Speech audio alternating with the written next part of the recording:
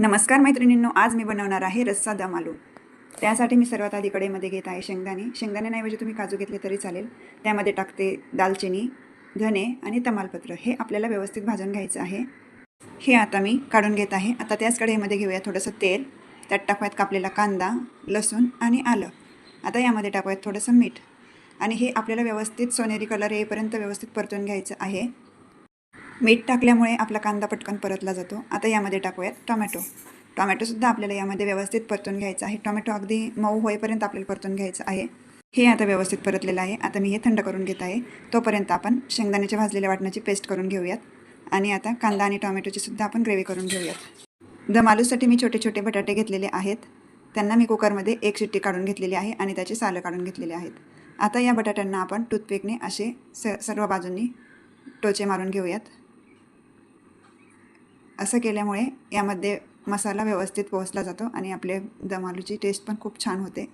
आता कढईमध्ये घेऊयात तेल आणि त्यामध्ये आपल्याला हे अर्धवट उकडलेले बटाटे टाकून घ्यायचे आहेत व त्यामध्ये थोडीशी हळद आणि थोडंसं मीठ टाकून हे बटाटे आपल्याला व्यवस्थित फ्राय करून घ्यायचे आहेत तेलामध्ये।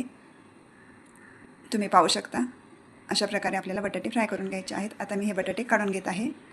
आता त्याच तेलामध्ये मी टाकते मोहरी, जिरे, कढीपत्ता, तमालपत्र आणि कांदा टोमॅटोची ग्रेव्ही। ही ग्रेव्ही आपल्याला व्यवस्थित तेलामध्ये मिक्स करून घ्यायची आहे, म्हणजे थोडीशी परतून घ्यायची आहे। आता या ग्रेव्हीमध्ये टाकायला आपण मसाला ग्रेव्ही बनवून घेऊयात। त्यासाठी मी घेतला आहे दही, त्यामध्ये टाकूयात काश्मीरी लाल मिर्च पावडर, हळद, धने जिरे पावडर, गरम मसाला आणि किचन किंग मसाला। हे व्यवस्थित मिक्स करून घेऊयात। अशा प्रकारे मसाला ग्रेव्ही तयार आहे। आता ही ग्रेव्ही आपल्याला या कांदा टोमॅटोच्या ग्रेव्हीमध्ये टाकायची आहे आणि ही सुद्धा आपल्याला व्यवस्थित परतून घ्यायची आहे। आता यामध्ये आपण टाकूयात शेंगदाण्याचं वाटण आणि हे व्यवस्थित मिक्स करून आपल्याला हे पूर्ण तेल सुटेपर्यंत परतून घ्यायचं आहे। यामध्ये आपण टाकूयात मीठ आणि हे आपल्याला एकदम तेल सुटेपर्यंत परतून घ्यायचं आहे।